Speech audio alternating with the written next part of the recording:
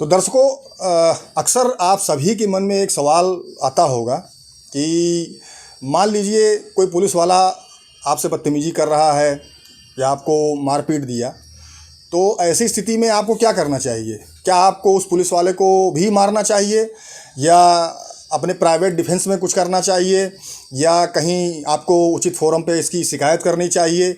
ऐसे बहुत से सवाल आप सभी के दिमाग में अक्सर आते होंगे और ये बहुत ही नॉर्मल चीज़ है कि लोग कहते हैं कि पुलिस वाले ने हमसे बदतमीजी की या इस पुलिस वाले ने हमको थप्पड़ मारा। ये इस तरह की चीज़ें अक्सर आप लोगों ने देखी होगी। तो आज मैं इसी चीज़ पर बताऊंगा कि कोई पुलिस वाला यदि आपसे बदतमीजी कर रहा है, आपको मार पीट रहा है, तो आपको क्या करना चाहिए? क्या आपको उसको भी मारना पीटना चाहिए? तो आगे वीडियो हमारा आप ज़रूर देखिएगा। दर्शकों, मान लीजिए कि आप कहीं रास्ते में जा रहे हैं, गाड़ी से जा रहे हैं या पैदल जा रहे हैं, आपको किसी पुलिस वाले ने रोक लिया, कुछ जांच पड़ताल शुरू कर दी, पूछना शुरू कर दिया। मान लीजिए कि आपने उसका सही जवाब नहीं दिया, अब उस पुलिस वाले ने आपको कहीं थप्पड़ मार दिया, तो आपको क्या करना चाहिए? देखिए, दो चीज़ें हैं दर्शकों कि कोई पुलिस वाला यदि किसी कर्तव्य का निर्वहन कर रहा है, मान लीजिए कि जैसे अक्सर आपने देखा होगा कि चुनाव जब आते हैं तो उसमें पुलिस वालों की ड्यूटी लगाई जाती है। अब यहाँ पर मान लीजिए कि किसी पुलिस वाले की कहीं ड्यूटी लगी हुई है, कोई कर्तव्य का निर्वहन कर रहा है, किसी जिम्मेदारी को संभाल रहा है। ऐसी स्थिति में मान लीजिए कि उसने आपसे कोई बदतमीजी की या मार पीट दिया, तो आपको करना सिर्फ ये है कि 166 आईपीसी के तहत आप उसके खिलाफ कहीं शिकायत कर सकते हैं। भाई, ऑन ड्यूटी एक पुलिस वाले ने अपने कर्तव्य के निर्वहन के रूप में हमको बेवजह मारा पीटा, हमारी कोई गलती नहीं थी, हमको बेवजह रोका गया, हमको परेशान किया गया, हमको मारा पीटा गया, तो 166 आईपीसी में आप शिकायत कर सकते हैं। लेकिन हाँ, आप बदले में उस पुलिस वाले को मार नहीं सकते हैं। तो मान लीजिए कि किसी व्यक्ति के खिलाफ कोर्ट से वारंट जारी है, अब पुलिस वाला उस वारंट को एग्जीक्यूट कराना है उसको, वो उस व्यक्ति के घर गया।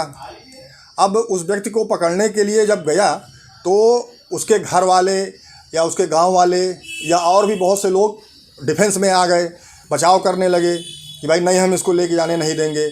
आपने उस पुलिस वाले के साथ बदतमीजी करी, उसके साथ मारपीट की, तो आप ये जान लीजिए कि आपके खिलाफ FIR तय है, जितने लोग भी उसमें होंगे, कि एक लोक सेवक को उसके कर्तव्यों के निर्वहन से उसको रोका गया। यानी कि आपने एक पुलिस वाले को एक आदेश के पालन से रोका गया। ये एक वारंट उसको एग्जीक्यूट कराना है, एक व्यक्ति को उसको पकड़ के न्यायालय के समक्ष हाजिर करना है और आपने उसको रोका, उसमें उसे कार्य बाधा डाली। तो 332 आईपीसी और 353 आईपीसी की लोक सेवक के कार्य में बाधा डालना, इसके खिलाफ इसमें आपके ऊपर FIR हो सकती है। तो ये ध्यान रखिए कि जब भी कोई व्यक्ति, कोई पुलिस वाला अगर कोई वारंट एग्जीक्यूट करा रहा है या कोई सम्मन है, नोटिस है, अगर इस तरह से कोई चीज़ किसी के आपके पास लेके जा रहा है, तो आपको उसके कर्तव्य में बाधा नहीं डालनी चाहिए। अब दूसरी चीज़, मान लीजिए कि अक्सर लोग कहते हैं कि भाई पुलिस वाले ने हमें बेवजह मार दिया। मान लीजिए कि आपको किसी पुलिस वाले ने मारा, थप्पड़ मार दिया या चाटा मार दिया, आपके साथ गाली गलौज कर दिया, तो भी आपको उस पुलिस वाले के ऊपर हाथ नहीं उठाना चाहिए। आपको उचित फोरम पर शिकायत करनी चाहिए, आपको उस पुलिस वाले के खिलाफ FIR करनी चाहिए। अगर FIR नहीं दर्ज हो रही है तो 156(3) के माध्यम से न्यायालय के समक्ष अपनी शिकायत करनी चाहिए कि भाई इस पुलिस वाले ने हमारे साथ ये बदतमीजी की है। तो वहाँ वहाँ आप इन जगहों पे शिकायत कर सकते हैं। लेकिन यदि आप ये सोचें कि आप जो है बदले में उस पुलिस वाले को भी मारना शुरू कर दें, तो ये करना गलत है। आप ही के ऊपर एक नई FIR और हो जाएगी। तो इन सब चीज़ों से आपको बचना चाहिए। अब मान लीजिए कि किसी पुलिस वाले ने किसी व्यक्ति को बहुत ज़्यादा मार दिया कि उसकी जान तक जाने की नौबत आ गई, या किसी अंग को मान लीजिए जैसे किसी व्यक्ति को उसने मारा, वो कान से बहरा हो गया, उसकी एक आँख खराब हो गई, या शरीर का कोई अंग कट गया, या जॉइंट आपके टूट गए, तो ऐसी स्थिति में जब यहाँ तक स्थिति पहुँचती है तो वहाँ से आपका डिफेंस का अवसर शुरू हो जाता है। यानी कि फिर आपके बचाव के लिए आप अपना बचाव इसमें कर सकते हैं कि मान लीजिए कोई पुलिस वाला आपको इतना मार रहा है कि आपको लगा कि आपकी जान जा सकती है, तो ऐसी स्थिति में IPC 99 और 100 तक जो प्रतिरक्षा के अधिकार हैं वो सारी दिए हुए हैं। आप उसमें जो है अपना बचाव कर सकते हैं। तो दर्शकों, कुल मिलाकर जो इस वीडियो का बनाने का मकसद ये है कि आपका जो प्राइवेट डिफेंस है वो तभी आप शुरू होता है, तभी आप उसको इस्तेमाल कर सकते हैं जब कोई पुलिस वाला आपको इतना मारे कि उससे आपकी जान तक जाने की नौबत आ जाए या आपके शरीर का कोई अंग विच्छेद हो जाए। यानी कि जैसे कि मैंने बताया कि आँख फूट जाए, कान से बहरा हो जाए, हाथ कट जाए, आपके जॉइंट टूट जाए, तभी आप प्राइवेट डिफेंस ले सकते हैं वहाँ पे।